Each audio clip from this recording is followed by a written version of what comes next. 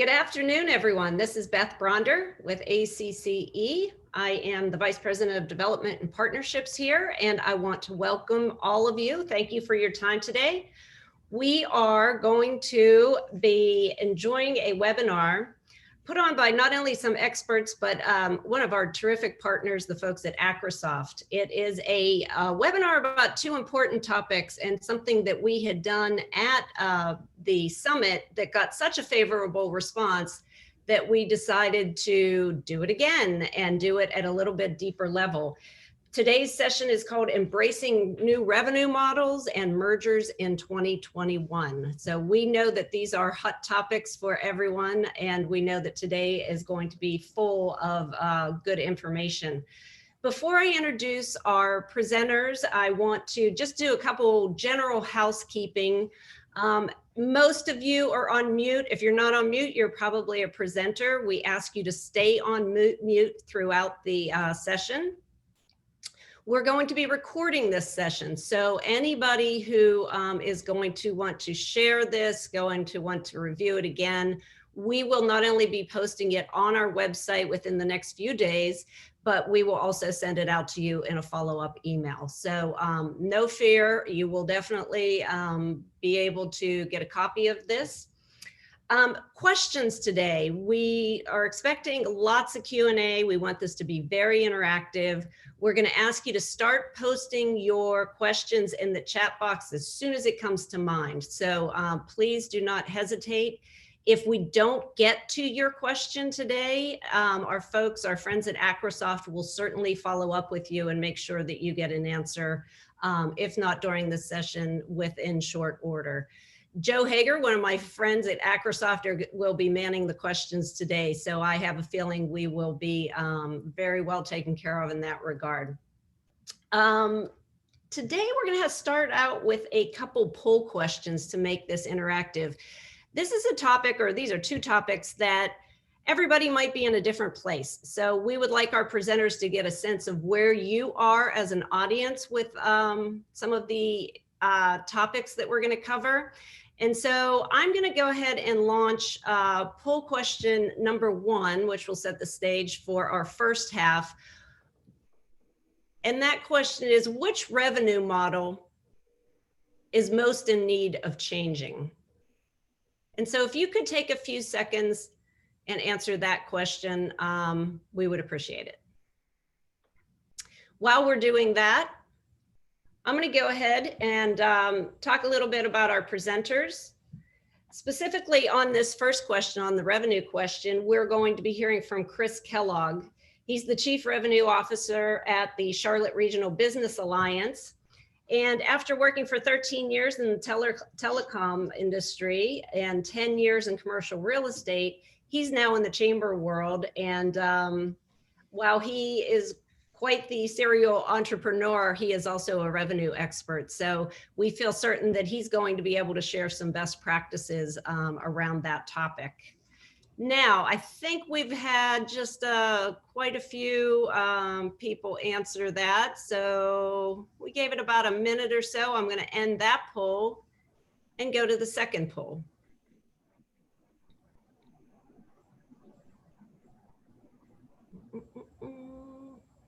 No, I'm sorry, I do not do that. I'm going to have to share our results real quickly. Gentlemen, I'm going to ask you to pivot. Here are the results. So you can see we have a little bit of everything, but all of the above seems to be the winner there. So let's keep that in mind as we go forward.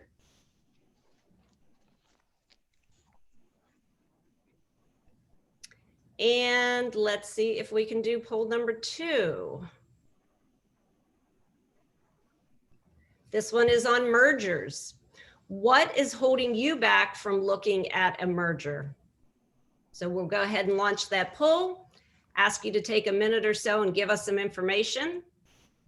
And with that, I'm going to introduce Dan Lindblade, who is the CEO and President of Greater Fort Lauderdale Chamber of Commerce. He has over 30 years of organizational management experience on the national, state, and local level. He leads the executive management team at the chamber headquarters in downtown Fort Lauderdale. and lobbies on behalf of business issues and is a spokesman for that organization. He will be talking today about the mergers, and he will have a lot of great best practices to share in that regard. Got about 10 more seconds for you to go ahead and vote on this poll. I'm going to let a few more people in from the waiting room, and then we should be all ready to turn it over to our moderator.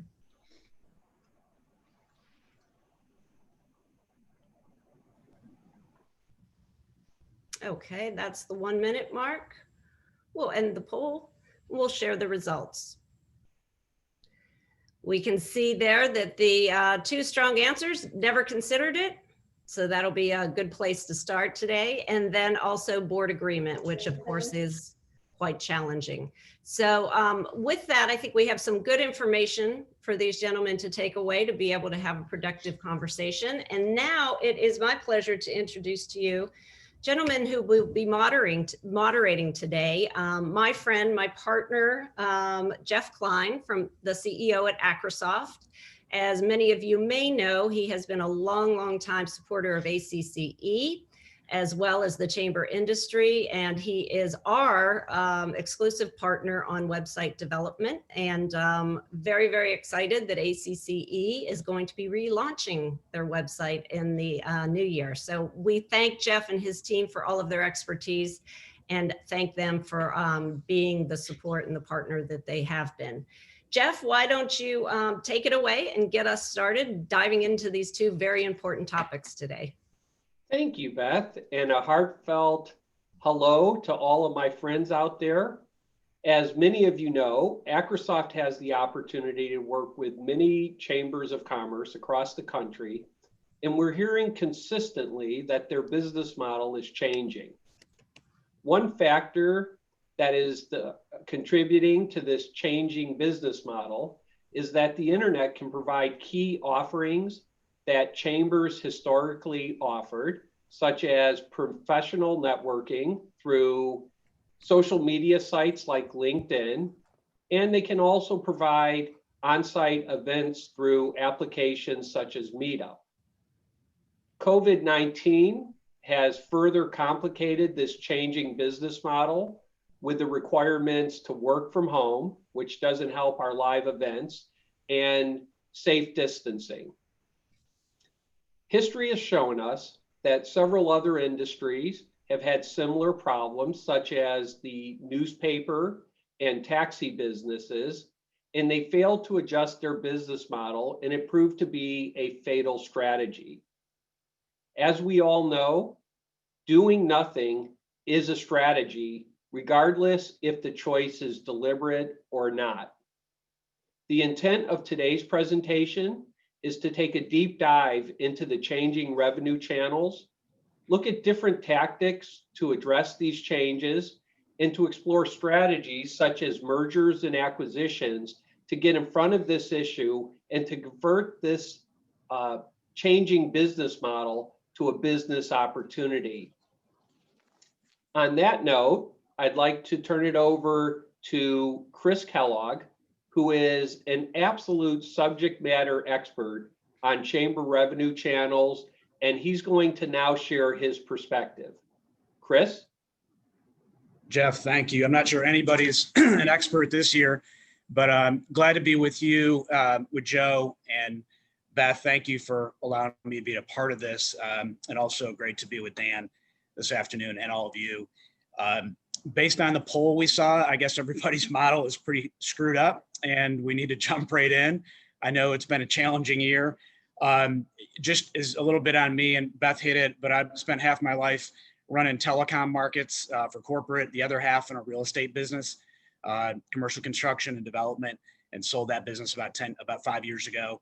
Came to work at the then Charlotte Chamber, now the Alliance, as what we call our chief revenue officer, largely responsible for sort of the business and revenue model. And I only share that with you from the perspective, my perspective.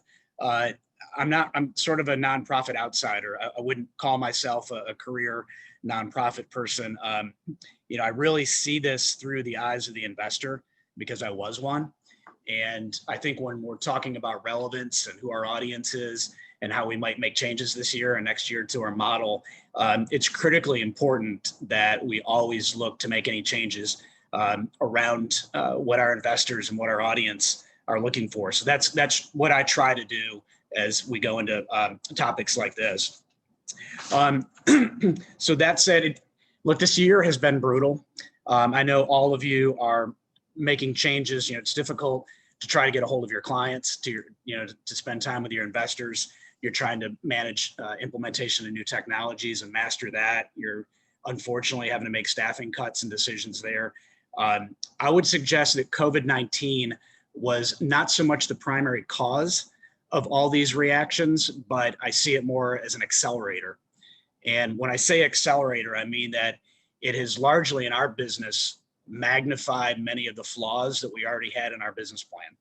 They were the traditional things that may not have been working too well, the things we thought about parting ways with for years but never did, the things maybe we didn't take a chance on. COVID is forcing us to make changes at a more rapid rate. And I know all of you are in a different place right now in this journey to make change. Some of you may have started years ago. Some of you may have held off and you're in a bit of a rapid fire mode now. But the number one thing that keeps me up at night is worrying about our organization's relevancy, not just this year, but all the time. And I think the number one problem that I see at the Charlotte Alliance, but also throughout other organizations when we look at nonprofits, we all spend a ton of time worried about our mission and our vision, but we don't necessarily align it with our revenue model. In many cases, you've got the spiffy new mission and value proposition, but it doesn't necessarily tether to a revenue model that supports that work. And we sort of just keep chugging along and doing a lot of the same things. For us, and I'll talk a little bit more about it in a few minutes, but we were way too transactional. 40% of our revenue coming from events and project revenue, largely because we had a campaign. There was a $6 million campaign. Many of you still run them. And it forced us to really put all of our resources for close to half a year managing events and trying to take care of transactional fundraising that then largely was not focused on the mission work that we do. And it's been a huge problem for a long time. And part of what we've done over the last few years is try to make that fix. One thing I can tell you we're going to talk about is what to let go. And one of the things we looked at was, are the current programs, events, people, everything in our model, does it support the mission? That has to, in terms of your litmus test, if it doesn't support the mission, it's not profitable, or it doesn't drive the greater good in some way, you got to kill it. And we're holding on to a lot of things we should have killed probably a long time ago. But if I leave you with one point today, I think that's the thing, is you're going to have to make some changes and you just have to figure out where to start. So where to start? Next slide, Joe. Starting with the end in mind, we're all going to have to make changes, whether it comes to cuts, pricing changes, we're going to make staff cuts, whatever it is. As the revenue guy, I would tell you, don't start with money. Don't start with how can I raise more money? Don't start with what can I cut first to save something. It's human nature to try to go fast, but going fast isn't always what's right. So we want to think about the long-term implications of our business model and what we can do today to move the bar forward. Joe, if you can skip on to the next one. And I know many of us are going to multitask today. If you're focused on one slide and one slide only, I'm going to have you focus on this next one. Joe, if you can flip through the value proposition. And this is really critical, right? This is specific to our audience. And what I would suggest to you is that you have to ask some really hard questions of your organization. What unique work or benefits do you do? What do you provide to your audience? Maybe even before that, who is your audience? Is it corporate America? Is it SMBs? Is it high growth entrepreneurs? Why should they care what it is you do? What's the return on investment for them specifically? And does the work that you're doing overlap with others? Are there EDUs, city county groups? Are there tech vocational centers? Are there, you name it, insert the organization? Are you sure you're even the best group to undertake this work? Maybe it's time to pass it off or partner. I put this in bold for a reason, specificity over generality. This is a big deal. My line that I use all the time is we're a mile wide and an inch deep at our organization. We have continued to take on more and more stuff over the years without letting anything go. And it doesn't allow us to be best in class anymore. We're handling way, way, way too many things. We're not great at any of it anymore, and we're not specific enough. And what I will tell you is that when it comes to millennials, when it comes to entrepreneurs, I was one, I can tell you they don't care about investing in a traditional organization because they're supposed to. Millennials are investing in a cause. They're not joining our club. There's a very big difference between being part of a purpose and joining a cause versus joining a club. And I think you're seeing foundations spawn up all over the country, these foundations that companies start or families start. And the reason for that is they're sick of funding generally mission-focused organizations that aren't specific with their work. They want specificity, they want to be able to measure the results, and they want to be able to communicate it back out before they'll spend $1. And that's how they're voting. They're voting with their time, but they're voting with their money. So specificity is probably the biggest change we've made in our model, to eliminate the general stuff and to be very, very particular about what our audience is looking for. And trust me, if you do a good job of that, if you're relevant, you'll be able to raise money all day long. The last thing is champion your plan with your stakeholders. And we've talked about this with our board at length. The last thing you want to do is charge into this and not have the approval of your stakeholders. Bring your board along with you. Make sure that you're testing the waters with your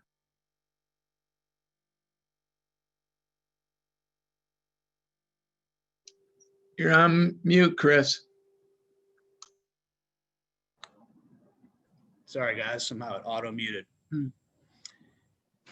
So after that's uncovered, after your value proposition is tight and there's buy-in across the organization, then and only then do you really jump into what's the best way to structure the investment? What's the revenue model look like? And, you know, what does the staffing structure need to look like as well? So we took a stab at this a few years ago, first time, and it's a little bit scary, but we whiteboarded the organization. That means we took off every person, every leader, every program, every investor.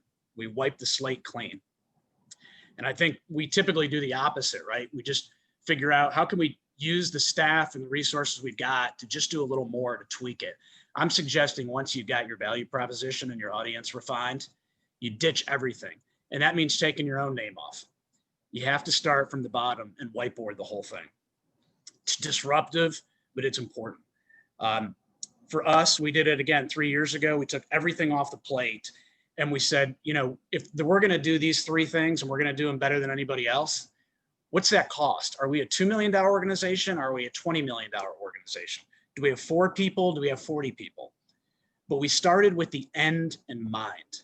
It's very important that you start there and you let that be your compass and not the relationships you've got with people and the programs that you've held on to for years. And one of the directions it's taken us is that, you know, we're paying $600,000 a year in overhead for a lease in Uptown Charlotte. We're going to be 40% smaller this year. Why on earth would we do that? So now we're looking to really change our model. And Dan will talk more about the merger side, and that's his specialty. But what if we could be the landlord in a building and over time potentially become a profit center where we own an asset, we put it on our books, and we're able to share back office services across, you know, partnerships and other nonprofits that may do similar work. Tremendous opportunity, but until you start with a whiteboard, you really don't have the ability to look at things that may put us in a better position for years to come. All right, let it go. We talked a little bit about this. You know, we found out from, I think, the Rainmaker stats a couple of years ago that we were larger than our closest peer city, 2-to-1 when it came to project revenue. We were doing events like crazy. Again, largely campaign driven, but golf tournaments, we're doing networking events, after hours, leadership retreats. I mean, insert whatever program, right? We tried to do it all. And the problem is that we wound up spending so much of our staff time and resources trying to fund these events that largely we became lost around the economic development and advocacy issues that were sort of the charter for who we are. And we consumed all of our resources pulling off, a golf tournament for 4 months versus putting people on a plane to go somewhere. That's a really, really important thing to remember is what can we get rid of to be able to move forward. We also are putting a greater emphasis on dues. We're asking companies that are spending, significant amounts of money with us, give up your vinyl banner, give up your podium time, put your money into the mission. If you really buy into the relevance of this organization, let us go do our work. Write a check for dues. Okay, you're the largest healthcare provider in town. It's awesome. You're going to have branding opportunities, but let's not focus on that. Let's get to the work. We're also focused on larger companies. We've discontinued $500 memberships.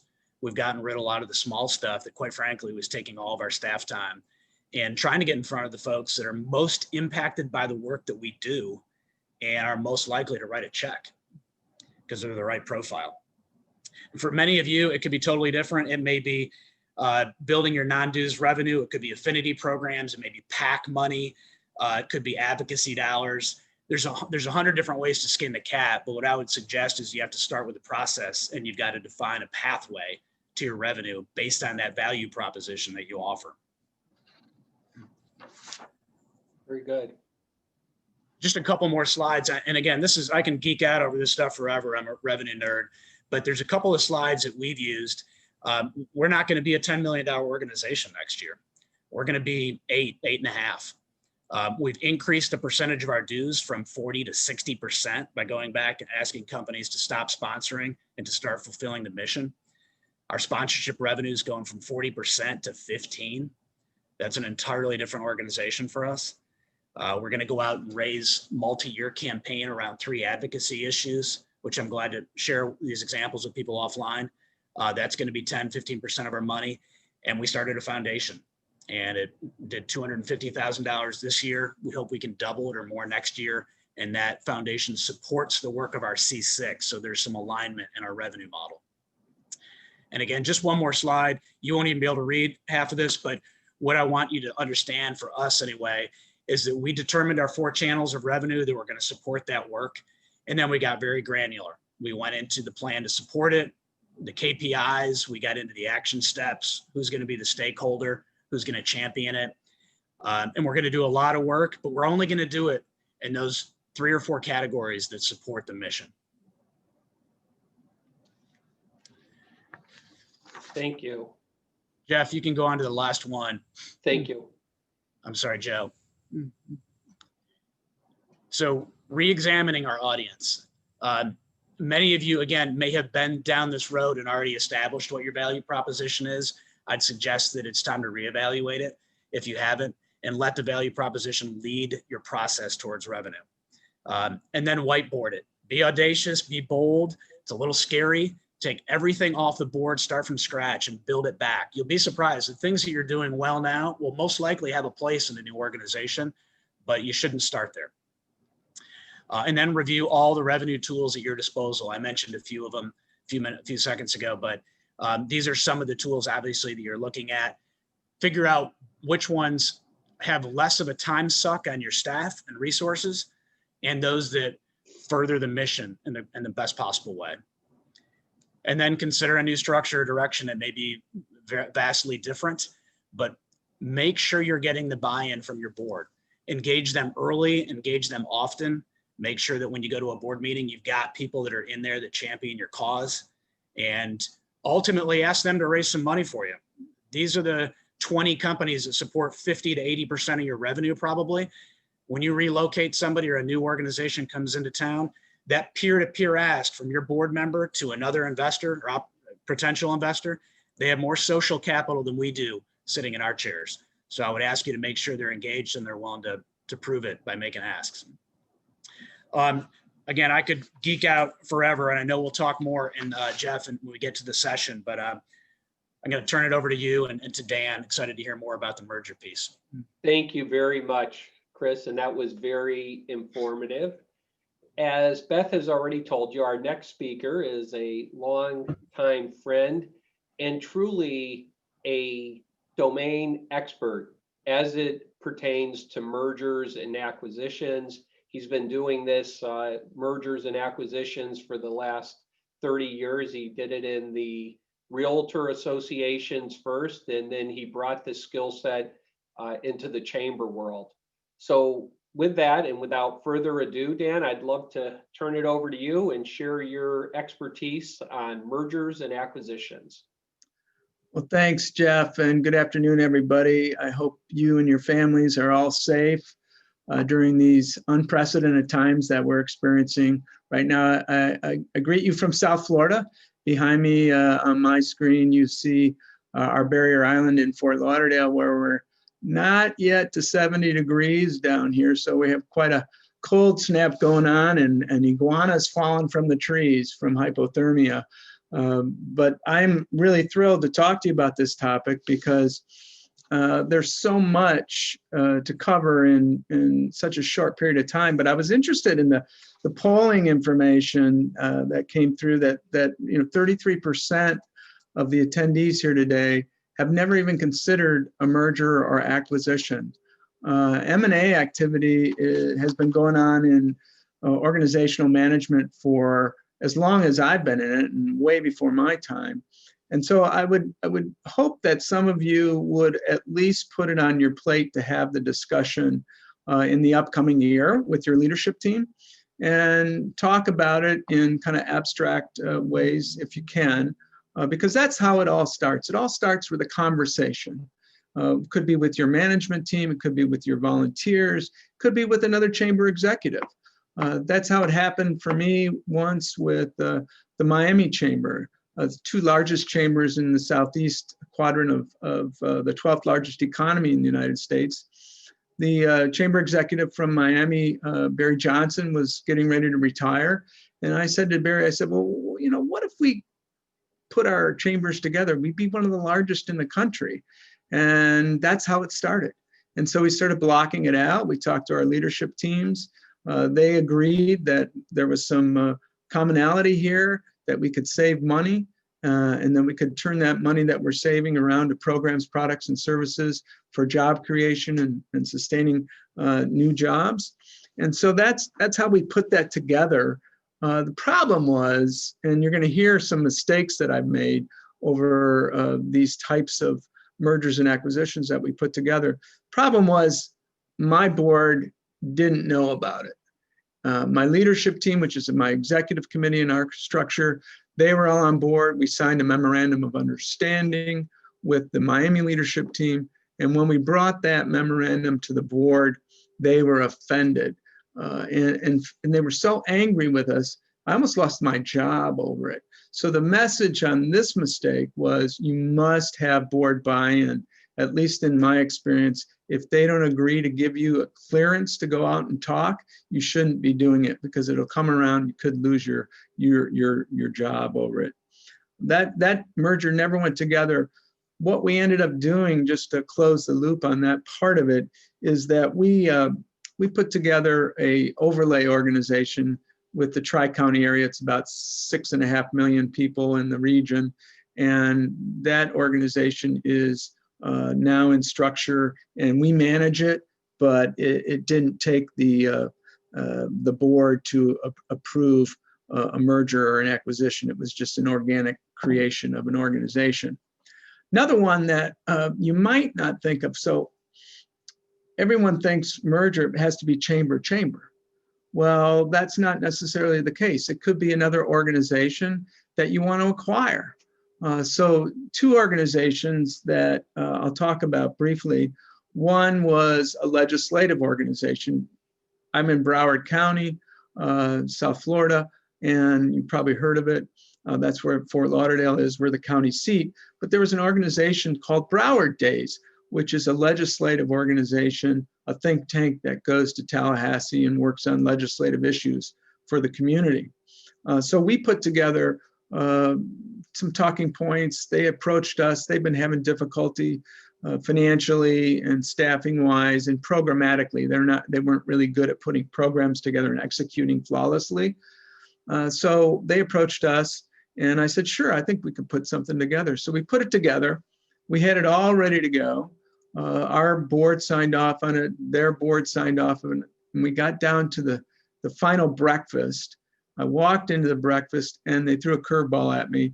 They wanted to renegotiate a couple of key items, one being staffing and another being some salaries. And I wasn't willing to deal with that at the end of the day. And so I walked away from the deal. The other message on this is you've got to be prepared to walk away from the deal. You can't want it so much that you're willing to take some things that are outside of what the mission is on the acquisition. We still work with Broward Days. We still do a lot of programming for them. We still derive revenue out of it. But at that time, we were not willing to, at least I was not willing, and my board was not willing to absorb their final requests at the 12th hour. So that's an important aspect, making sure your board's on track and they give you permission, and then making sure that everything is I's are dotted and T's are crossed and there's no surprises at the end. Another organization that I ran was the Kentucky Association of Realtors, statewide realtor association in the Commonwealth. And there was a real estate education foundation, 501c3, that provided all the education, continuing education, with a contract with the state, with the Commonwealth of Kentucky. And they were bleeding money. They came to me and said, the volunteers did, not the staff executive, came to me and said, what do you think about this? Is there anything we can do to help them? And I said, sure, we could acquire them and manage that process for them. So we put that deal together. The CEO of the foundation lost his job over it, which is part of it. You have to be real about this stuff. Typically, when you're doing merger and acquisition, you're going to have reduction in force. That's part of the benefit of it. But then you're dealing with individual people, and those people have relationships, and that can be a problem at times. So my message to you on this is making sure that the staff executives, the CEOs, are in agreement that regardless of whether or not we retain our job, that we want to make this happen. And why that's important is because my experience in those situations where there's not alignment with the CEOs, the merger isn't going to happen. So if you have a CEO that doesn't want to do the merger because they may lose their job or they may get a downgrade in salary or something like that, typically that can be a real problem moving through the process. The other one is when the volunteers aren't in alignment. And because of a variety of reasons, typical reasons are because, hey, I was going to be chairman next year and now I'm not going to be chairman. Sounds little, but to some people in our organization, it can be at least 10 years before you become chairman. You don't just arrive at the chairmanship. You're working your way all the way up. You're on the councils, committees. You're doing a great job. You may have been the treasurer, and then all of a sudden you get the rug pulled out from under you because now you're going to have to step back down. So that can be a problem too. Make sure that you have those all worked out. Let's talk about now the process a little bit.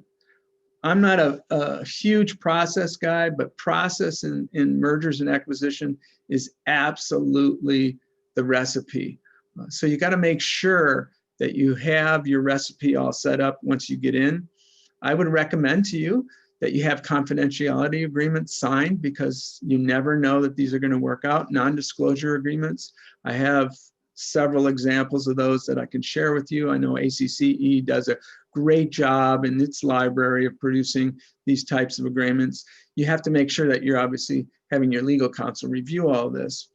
But then the business plan for the merger and acquisition, you got to build that out. Once everybody's in agreement that this makes sense, now you got to build the business plan. How is it going to happen? what I like to do, and I recommend, is that you create small group, a small group, say 3 on each organization. Have those meet with the staff executives to build out the plan, put the merger plan document together that has a timeline in it. It has a budget in it. It has staffing in it. It has FAQs. FAQs, frequently asked questions, because you're going to have to bring this out to the membership. In some cases, the membership will have to vote on the merger. And this most recent example that we had with the Deerfield Chamber, which is a 200-member chamber immediately to our, well, not immediately, but on the northern tier of Broward County. So we actually jumped over a couple of chambers to acquire Deerfield.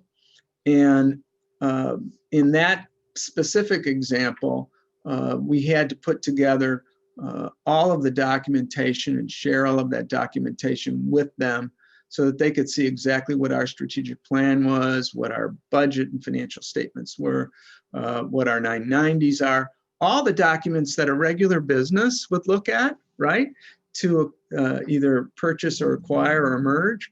All those documents have to be put into that financial roadmap so that everybody understands there's no surprises. In some cases, you're going to find things that you didn't know. In this case, there was never an audit for the Deerfield Chamber, which is a warning flag for you, by the way.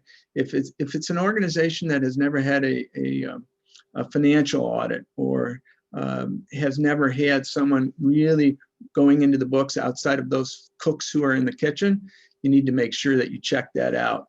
Very important part of your due diligence. And you may get into a situation where you have to walk away from the deal again. The other parts of it are developing your merger plan is to make sure that you have a timeline set up, measurable outcomes set up, so that by the time you get to the decision to go ahead, you know what's going to happen exactly when that merger occurs. You're going to communicate to the membership. You're going to make sure you execute flawlessly on the new construction of the organization. In some cases, that new structure is going to be much different than it was originally.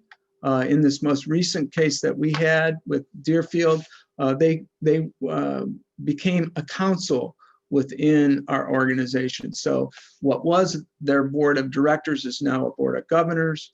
And I'm not going to go into that structure too much. Probably wouldn't do it that way again today, but we had that all set up, and that was part of the agreement.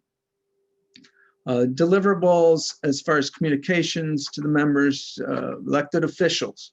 Key part of it is, in some cases, the elected officials for the cities or the county that's represented, they are an afterthought. They need to be brought on board early. You need to communicate with them, because in some cases, they may have a fiduciary relationship with the chamber. And we want to make sure that that's all tucked in and put together.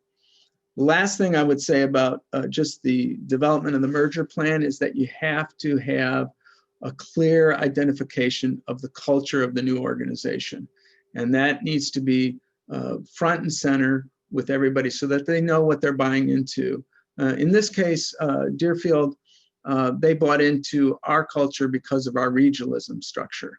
They want to be part of a bigger organization that delivers more value to the end user. And that's why they came on board with us.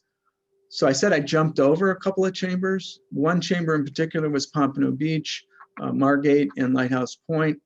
I asked them if they wanted to participate in the merger, and the CEO said no. And so I was okay with that, but I wanted to make sure that I talked to her. She's a good friend of mine, and I wanted to make sure she was aware of what was going on, because she's also on my board of directors. Last, in closing, I want to talk about two things. One is that there's no cookie cutter approach to M&A activity. You need to live it. You need to develop it. It's hard work. There are many pitfalls, and you must be willing to walk away from the deal. It's okay to say no. I learned that a long time ago, that if it doesn't make sense in your gut, then you just need to walk away. and live for another day. I think that's about all that I had to communicate. I had about 10 minutes. I'm happy to answer any questions. And Jeff, I'd say to the group today, if you want to talk to me offline confidentially, I'm always available. Put my email address and my direct dial phone number on there. I wish you all the best. Hope you all have a happy holidays with you and your family. And Jeff, thank you to Beth and you for putting me into this presentation. I really appreciate it. You're on mute, Jeff.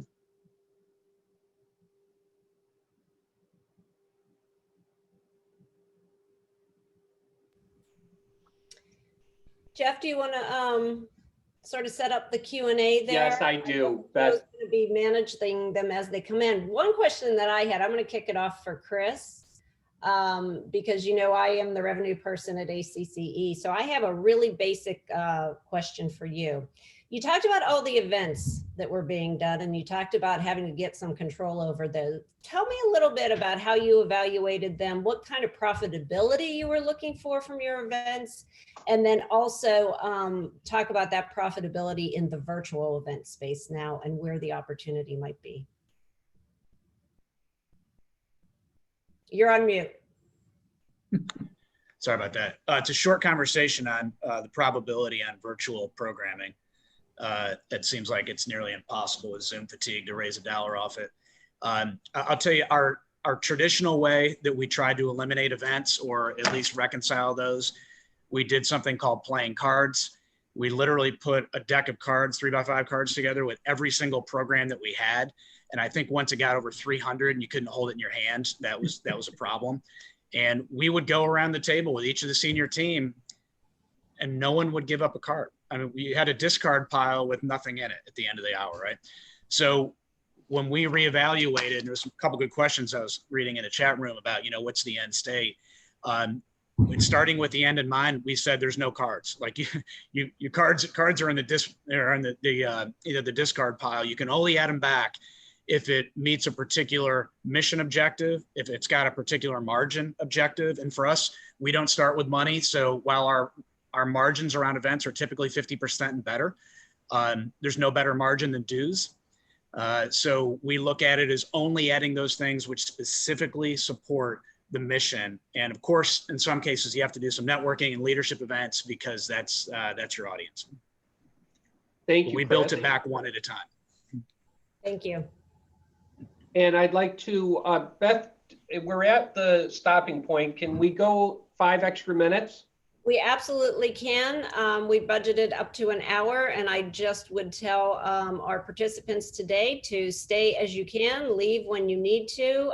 If you put your questions in the chat box, we will follow up with you to get those answered if you missed that part of the session. So why don't we go ahead from there? I had one other question come to me, and again, it was for Chris. It was about how the 501c3 side of your organization supported the C6 side and vice versa.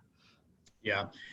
So we try to make sure one reinforces the other. And quick answer for us, the C3 mostly active in the area of talent development, which was skilling, reskilling and upskilling what we'll call the unemployed and underemployed right now in our hardest hit areas. So the foundation very focused on that area of the business. That is a pillar of our C6, so it does support it, but it's very narrow in its focus. And we're actually in the process of hiring a new foundation leader right now.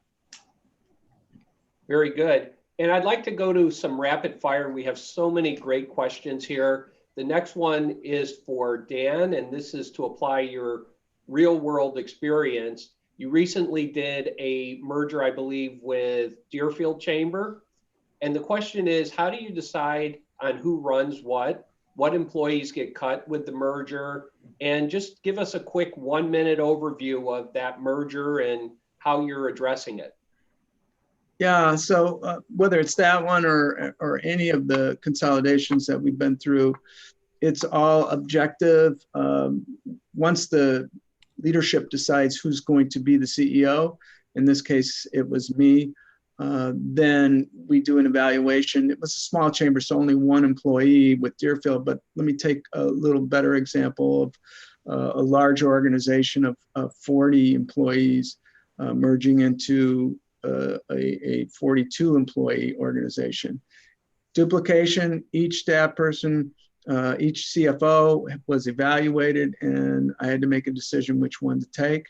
And the other one either had to find another place within the organization or they left. Self-selection is a great way to deal with it. And in many cases, employees self-selected out. So I didn't have to make the difficult decision of telling them that they weren't going to be on the bus, if you will. But those are always real challenging decisions. But the real outcome of this is the cost savings that you get with the merger. That's the real value. And there was another question on there. Well, how do you deal with dues as it relates to common members?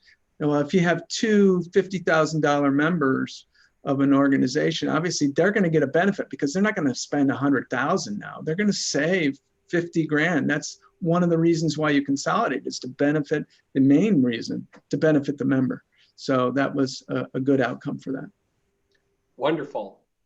Hey, Jeff, can I tag on that? Because I think Please. this is a great question that overlaps the merger and the revenue conversation. We went through this. The Charlotte Regional Business Alliance is a combination of the Charlotte Regional Partnership and the Charlotte Chamber.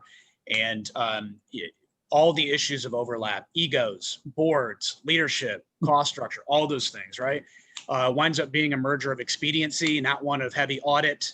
So we go into this thinking we're 8 + 2 = 10. Our board, which is sometimes disconnected with reality, unfortunately, thinks that somehow 1 + 1 is going to equal 3. That's not the math that Dan just described. I can tell you 1 + 1 = 1.65 for us.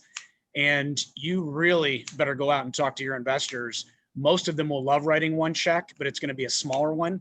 And you absolutely have to define the work that's going to be done with the people that remain. A lot of cost savings, but you got to be hyper focused on who's doing what. And that's Jeff, part of the second question that is in the chat, is as it relates to losing that singular focus of the non-surviving entity, its city focus that it has. How do you deal with that? And how we dealt with it is all on issues related to that community. So if they had an issue, and they do, as it relates to transportation, they have some very big transportation needs up in the northern tier of our county. And so we're focused on that. And if we can deliver on those transportation needs that they have, the investors really get a win out of that. And so I would suggest to you, instead of focusing on the parties and the awards banquets and all of that, if you can get more issues driven with outcomes, you're going to win. Thank you, Dan. And I want to stay on the merger, and I want to address this to Chris. And Chris, you started to touch on this, but you went through a mega merger with contiguous organizations, a chamber and an economic development, the largest chamber in the Charlotte area with the largest economic development group. And that was in what I would consider in our circle a mega merger. Tell us the good, the bad, and the ugly that came out of that merger. And I'd like to ask that everyone keep their responses to 1 minute so we can rifle through several of these questions. So with that, the good, the bad, and the ugly, Chris. Well, I only have 2 weeks left with this organization as I'm moving on, Jeff, so I can be incredibly candid with you. And I don't think any of my board members are on the call. I'll tell you that it was absolutely something that needed to happen when we do intercity visits to other great markets like Pittsburgh, Greenville, South Carolina, Columbus, Ohio. They have their shit together, but they have their economic development folks from multiple organizations singing out of the same hymnal. We didn't. Very fractured. When Amazon or Honeywell or whoever come to Charlotte, they don't know who to talk to. That's a problem. So we absolutely did the right thing. The funding model took us a little bit by surprise. We thought that more people would help us more than they did. The first year, we had some large companies. We went to 7 of our largest employers, largest supporters, asked them to give us a 3-year transition merger allocation, which they did. We raised almost $1 million, which helped offset some of the money we lost. But the one thing I'll tell you in a merger, and I don't know if Dan it hit this or not, but we allocated all this money for marketing to market the region to be, one of the largest, most prominent regions for relocation. We didn't spend a dollar telling the public in terms of investment who the new organization was. It was a huge miss on our part, the number one miss our organization, which I'm astonished that we did this. But our salespeople are out and our stakeholders are out trying to sell this. And I still have to tell people we used to be the chamber. We did a horrible job of brand recognition. That's something that you need to set aside in your transition budget for a merger. Thank you. And this one is to Dan. And Dan, with all of your mergers, I know you've done on the Realtor Association side and on the chamber, but the question from the audience is, how did your organization cover the cost of the actual merger, legal, marketing, branding, and were there founding partners? Yeah, there weren't any founding partners per se. The actual cost of it was just absorbed in our normal course of business. And we're very fortunate, like most chambers, our volunteers, our investors do so much pro bono work. Legal counsel was all absorbed by our current legal counsel. Any of the financial stuff, I'm pretty good at financial stuff, so I did that. But our chair of our treasurer took the pencil to paper and made sure that all made sense. As far as we're still working through with Acrosoft some of the issues of merging data, and so that was an area that we've worked through. But you've been very good to work with there, Jeff, and Acrosoft and what you do. So I'd say it really was transparent, and our costs were minimal, other than the time, the indirect cost allocation of my time and all of that, which I haven't really calibrated. Thank you. Again, keeping it to 1 minute. Chris, you said that you're now leaving the chamber. I know in talking with you, you are thinking about doing some consulting. Can you tell us a little bit about that? Yeah, I've enjoyed my time. It's been an awesome 5 years, but my family, we own a real estate company and we're headed back to do some projects there. I'm been away too long, but I've talked to a number of chambers and EDOs around the country about their revenue model, formally and informally. And we'll probably do some consulting with some of you where it makes sense formally, but I'm also always happy to take a phone call just to have a conversation or maybe spur some thinking, creative thinking, and welcome any of those. But I'll be here for another couple weeks. Very good. And a follow-on, not a follow-on, but another question, Chris. How is your foundation fundraising? I would say in year one, not great. We really have been searching for a full-time foundation director. So that's left us a little scattered. However, we've raised $250,000. We feel hopeful that this is going to be a bigger piece of our business, at least another channel for us. But a lot of it comes from really making sure that we're out fishing in the right ponds. And I think it took us a year just to understand family wealth money, offices and corporate foundations versus nonprofit, and have kind of figured out where the monies are and how to connect those with our work. And it's been a learning year for sure. That's great. And I'm going to start to wrap now. First of all, Chris, I want to thank you. You have always been so generous with your knowledge. A lot of people have the type of knowledge that you have and they keep it close to the chest and they don't share it. And you have always been very sharing with your knowledge and always looking at the betterment of the chamber community. And Dan, I want to thank you. I don't know of anyone who has more expertise in mergers and acquisitions. And I hope that anyone in today's audience can reach out to you, because we are dealing right now, as everyone knows, with unprecedented times. And I want to do a special shout out to ACCE, to Sherry Ann Kelly, to Beth Bronder. It's during these times that we need organizations like ACCE more than ever.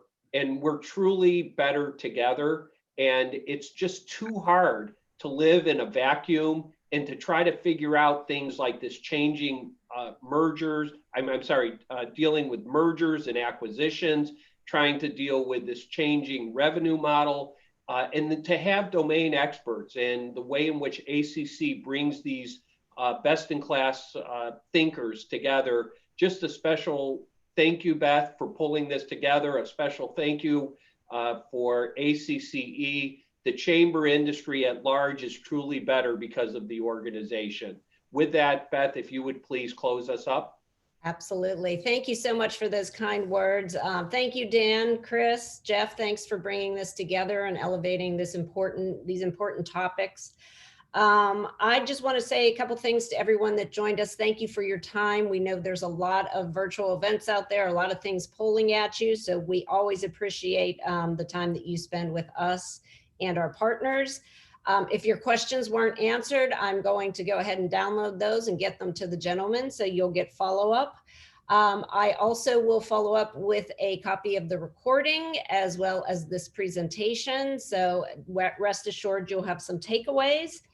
And then I think above all, I just want to say, everybody, please stay healthy, be vigilant, get through these holidays as practically as you can, keep your family close. We look forward to a very robust 2021, and we expect to do more and more in the way of helping you and your communities recover from the pandemic. So thank you, gentlemen. Thank you, Acrosoft, and everyone. We look forward to seeing you on another Partner Solutions webinar soon. Take care. Thank you.